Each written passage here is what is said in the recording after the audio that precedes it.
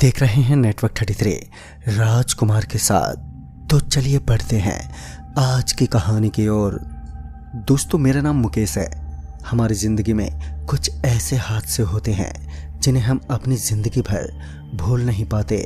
मैं आपको मेरी ज़िंदगी में बिल्कुल एक ऐसी घटना के बारे में बताने जा रहा हूँ। ये बात आज से तकरीबन 4 साल पहले की है, जब मैं एक लोको पायलट हुआ करता था। हमें तो पूरे दिन ही सफ़र करना था और रात में भी आज हमारी ड्यूटी होने वाली थी, क्योंकि चारों ओर राजनीतिक पार्टी का काम विवेचना चालू था। और यही वजह थी कि हम दिन भर और रात भर दोनों में ही ड्यूटी करते थे। कुछ दिन तक शायद ऐसा ही चलने वाला था। ये बात है एक रेलवे स्टेशन की। हुआ कुछ ऐसा था कि उस दिन मैं और मेरे साथ अपने सहकर्मी अखिल भाई के साथ ट्रेन के अंदर हम लोग ट्रेन को लेकर हिमाचल से निकले। तब लगभग दोपहर के 2 बज चुके थे। हम लोग निकले और हमें निकलते निकलते लगभग 2:30 बज चुके थे। हम लोग फिर लगातार सफ़र करने के बाद एक स्टेशन पर रुके, जहां बताया गया कि इस स्टेशन पर ट्रेन आज की रात लगभग आधे घंटे के लिए रुकेगी। फिर मैं अपने सहकर्मी से बातचीत करने लगा और फिर एक बार हमें खबर मिली कि आगे से आने वाली ट्रेन का इंजन खराब हो चुका है, जिसकी रिपेयरिंग में लगभग 2 घंटे का वक्त लगेगा। फिर हम लोगों को थोड़ी भूख के साथ साथ फ्रेश होने की भी ज़रूरत आन पड़ी। पहले तो हम दोनों फ्रेश हुए और फिर स्टेशन के बाहर कोई दुकान ढूंढने लगे। अभी हम लोग स्टेशन के ऊपर कोई दुकान ढूंढ ही रहे थे कि तभी हमारी नज़र एक बोर्ड पर गई, जिस बोर्ड पर लिखा हुआ था कि कोई भी इन पटरियों के उधर बिल्कुल भी ना जाए, क्योंकि आगे बहुत बड़ा खतरा है। हम दोनों ने सोचा कि शायद ये इसलिए लिखा हुआ है क्योंकि इस स्टेशन या फिर इन पटरियों पर कोई आदमी ना आ जाए या फिर इन पटरियों पर जा ना सके। हम लोग इसे नज़रअंदाज करते हुए आगे बढ़े। फिर हमने देखा कि वहाँ से कुछ ही दूरी पर आगे एक दुकान है जो काफ़ी बड़ी थी। खैर, हम लोग उसके करीब गए तो हमने देखा कि वो एक बहुत बड़ा ठेला था और वहाँ पर चारों ओर रोशनी ही रोशनी बिखरी हुई थी। फिर तभी मैं एक बेंच पर जाकर बैठ गया। फिर मैंने एक आदमी को अपने पास बुलाया। वो आदमी मुझे कुछ ठीक नहीं लग रहा था। उसके चलने का और उसके देखने का तरीका मुझे कुछ अजीब सा लगा। खैर, मैंने इन बातों पर ध्यान नहीं दिया और फिर मैं उस वेटर से बोला, अरे भाई, कुछ खाने का बंदोबस्त करो। फिर उसने हमसे एक बड़ी ही भारी आवाज़ में कहा, क्या खाना ला कर दूँ तुम लोगों को? ये आवाज़ सुनकर मेरी तो रूह कांप उठी। मैंने उससे कहा, अरे भाई, रोटी और दाल। फिर मैं अपने सहकर्मी अखिल से बोला, यार मुझे यहाँ कुछ ठीक नहीं लग रहा है। जिस पर उसने कहा कि अरे भाई, तू खाना खाने आया है या इस जगह को देखने? क्यों डर रहा है इतना? फिर मैंने उस आदमी को आवाज़ लगाई, लेकिन इस बार एक दूसरा आदमी आया। मैंने उससे कहा, भाई साहब, पानी ला कर दोगे? और तभी वो वेटर पानी लेने के लिए चला गया। अभी वो वेटर पानी लाने के लिए गया ही था कि तभी एक दूसरा आदमी खाना लेकर आ गया। ये देखकर मुझे काफ़ी हैरानी हो रही थी, क्योंकि यहाँ पर आदमियों की कमी नहीं लग रही थी, मगर खाना खाने वाले सिर्फ हम 2 ही लोग थे। फिर मैं अखिल से बोला, यार हम तो सिर्फ 2 ही हैं और वेटर यहाँ पर कितने सारे हैं, देखो। तुम्हें नहीं लगता यहाँ पर कुछ ना कुछ तो गड़बड़ है? यह सुनकर मुझसे अखिल बोला, यार तू भी ना समझता नहीं है, इतनी रात के कौन इस वीरान से सुनसान इलाके में आएगा? हम लोगों को तो भूख लगी थी और फिर उसके बाद बस हमारा ध्यान सिर्फ खाने पर ही रहा। तभी अखिल ने मुझसे कहा, लेकिन तू देखना, हम जितनी देर में खाना खाएंगे पक्का कोई ना कोई आ ही जाएगा। और ये बोलकर अखिल ने मेरी बात को टाल दिया। मगर अब जो होने वाला था वो हमने कभी अपनी ज़िंदगी में सोचा तक नहीं था। और फिर कुछ देर बाद हमारे पास एक वेटर खाना लेकर आ गया। हम लोग अभी खाना खाने ही वाले थे कि तभी मेरी नज़र उस आदमी के पैरों पर गई, जो पूरी तरीके से उल्टे थे। यह देखकर तो मेरी आंखें एकदम से फटे की फटे ही रह गईं और मैंने हिम्मत दिखाते हुए अखिल से कहा, भाई, उसके पैर देखे तूने? मेरे इतना बोलते ही अखिल मुझसे बोला, किसके? वेटर के? अखिल उसके पैर को देखने ही वाला था कि पता नहीं कैसे, पर कुछ ही समय में वो आदमी एकदम से गायब हो गया। अब तो मेरी हालत बहुत बुरी हो चुकी थी। मैं डर के मारे कांपने लगा था और अब मेरे पसीने निकल रहे थे। तभी मैं वहां से भागने की कोशिश करने लगा कि तभी वहां पर एकदम से वही आदमी आ गया। उसे देखकर तो मेरे पसीने और भी छूटने लगे। अब मैं डर के मारे कुछ बोल भी नहीं पा रहा था। मेरी आवाज मानो बंद हो चुकी थी। तभी मेरा दोस्त अखिल मुझसे बोला, अरे यार क्या हुआ, खाना तो खा ले। उसके कहने पर मैं चुपचाप बिना कुछ जताए कि मैं सब कुछ जानता हूँ, मैंने खाना खाना शुरू कर दिया। अभी मैं खाना खा ही रहा था कि तभी वो वेटर एकदम से मेरे पीछे खड़ा हो गया।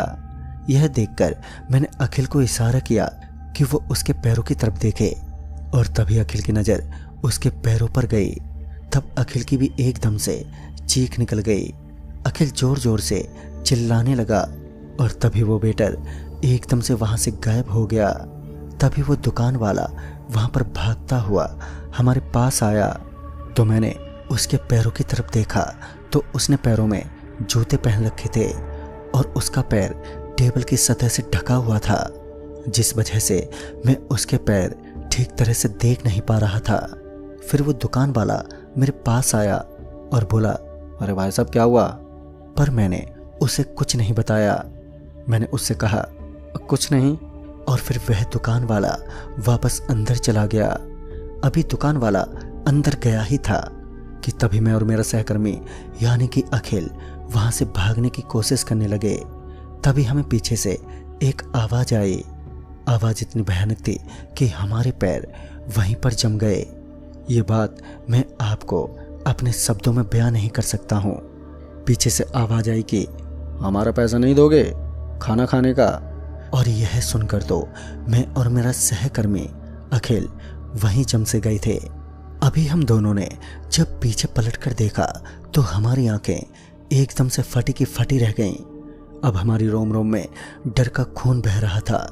अब हमारे मुंह से आवाज तक नहीं निकल पा रही थी। हमने देखा कि वो दुकान वाला अपनी मुंडी को पीछे की तरफ घुमाकर एक बड़े ही भयानक से चेहरे के साथ हमसे पैसे मांग रहा है। ये सब देखकर तो मैं और मेरा दोस्त अखिल अंदर तक कांप गए। तभी हमने देखा कि उस दुकान वाले का हाथ हमारी ओर बढ़ रहा है। उस दुकान वाले ने हम दोनों के हाथ पकड़ लिए। हमारे हाथ पकड़ते ही हमें ऐसा महसूस हुआ कि उस दुकान वाले का हाथ बहुत ही ठंडा था। कहते हैं कि लाश और बेजान शरीर ठंडी होती है। मुझे उस समय ये बात याद आ गई थी और मुझे ये तो पक्का यकीन हो गया था कि हो ना हो ये कोई इंसान तो नहीं है, ज़रूर यह है कोई बुरी शक्ति है। फिर हम लोगों ने पूरी ताकत लगाते हुए वहाँ से भागने लगे और इस बार हम दोनों भागने में सफल हो गए। हम लोग भागते भागते उन पटरियों के पार हो गए। तभी हम दोनों को सामने वही वेटर दिखा और यह देखकर हम फिर से उस ढाबे की तरफ भागने लगे। अब हम लोगों ने तो उम्मीद ही छोड़ दी थी कि शायद आज हमारा बचना मुश्किल होगा, लेकिन शायद ऊपर वाले को कुछ और ही मंजूर था। उसके बाद वहाँ पर कुछ अजीब सी आवाज़ें आने लगीं। दरअसल वह शायद हमारे ही ट्रेन के यात्री थे जो कि भागते हुए हमारी तरफ आ रहे थे। वह हमारे पास आए और हमें वहाँ से पकड़कर ट्रेन के पास ले गए। वो शायद स्टेशन पर दूसरी ट्रेन का इंतज़ार कर रहे थे। उनमें से एक ने कहा, सर आप तो खुशकिस्मत हैं, जो समय रहते हम में से किसी ने आपकी चीख पुकार सुन ली और अभी देर रात भी नहीं हुई थी। अगर यही कांड देर रात होता तब आप सब जिंदा नहीं बचते। तभी उनमें से एक आदमी ने हमें इस घटना का असल कारण बताया। उसने कहा कि आप अभी जहाँ से आ रहे हो वो प्रेतों का इलाका है। तभी उस आदमी ने कहा, लोगों के मुताबिक वह दुकानदार पहले किसी जगह पर अपनी दुकान में रहा करता था। उसकी दुकान भी बहुत अच्छी चल रही थी, पर उस दुकानदार को जुआ खेलने की लत लग गई। वो दुकान के बगल में ही जुआरियों के साथ बैठकर जुआ खेलता था। उस आदमी ने एक बार जुआ खेला तो उसने कुछ दिनों में बहुत ज़्यादा पैसे कमा लिए, पर धीरे धीरे उस आदमी को जुए की लत पड़ गई, जिसके कारण वह आदमी हमेशा जुआ खेलने लगा। और देखते ही देखते उस आदमी की दुकान से कमाए हुए सारे पैसे पूरे तरीके से ख़त्म हो चुके थे और वह पूरे तरीके से कंगाल बन चुका था। उसके बाद उस आदमी ने अपनी दुकान यानी कि जहाँ पर उसकी दुकान थी वहाँ का किराया भी चुका नहीं पा रहा था और धीरे धीरे उस दुकान का किराया काफ़ी बढ़ चुका था। अब वो आदमी पूरी तरीके से फंस चुका था। फिर उसने ये सोचा कि शायद उसकी दुकान एक बड़े ढाबे के रूप में बन जाए तो शायद यहाँ पर लोगों की भीड़ लग जाएगी। और यह सोचकर उस आदमी ने पास ही के ज़मींदार से कुछ पैसे उधार लिए। उसने यह वादा किया कि वह उसके पैसे जल्दी ही लौटा देगा। उसका ढाबा कुछ दिन तक तो ठीक चला, मगर कुछ ऐसा हुआ जिसकी किसी को उम्मीद भी ना थी। कहते हैं कि जहाँ पर उसने अपना ढाबा बनाया था वह मैदानी भाग सुनसान पड़ा था।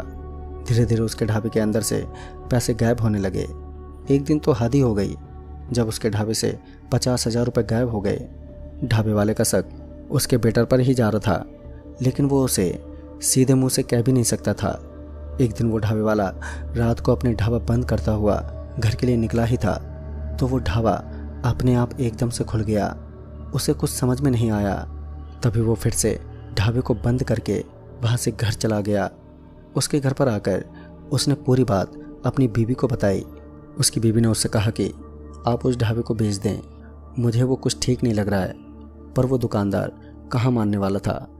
कहते हैं कि देर रात उस ढाबे वाले ने एक वेटर को इसके ढाबे को एक चाबी से खोलते हुए देख लिया था और जब उसने खिड़की से देखा तो पाया कि वो वेटर अंदर घुसकर पैसे अपने बैग में भर रहा है। दुकानदार को पता था कि इस ढाबे की चाबी तो बस 2 ही लोगों के पास है, एक उसके और एक उस वेटर के। उसे इस बात पर बहुत गुस्सा आया। वो अंदर घुसा और फिर दोनों में हाथापाई हो गई और वेटर ने शायद ढाबे वाले का कत्ल कर दिया। फिर अगली सुबह ढाबे वाले की लाश उसी ढाबे पर टंगी मिली। इसके बाद वो वेटर भी कुछ ही दिनों बाद उसी ढाबे पर रहस्यमय तरीके से मौत के किनारे उतरा मिला। बस इसके बाद से ही उन्हें कस्टमर्स की तलाश रहती है। उसके बाद से लेकर आज तक जो भी वहाँ पर गया बड़ी मुश्किल से बच पाया।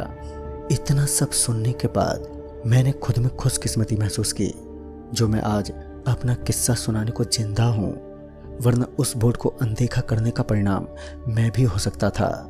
तो दोस्तों इस कहानी में बस इतना ही। तब तक के लिए बाय एंड टेक केयर।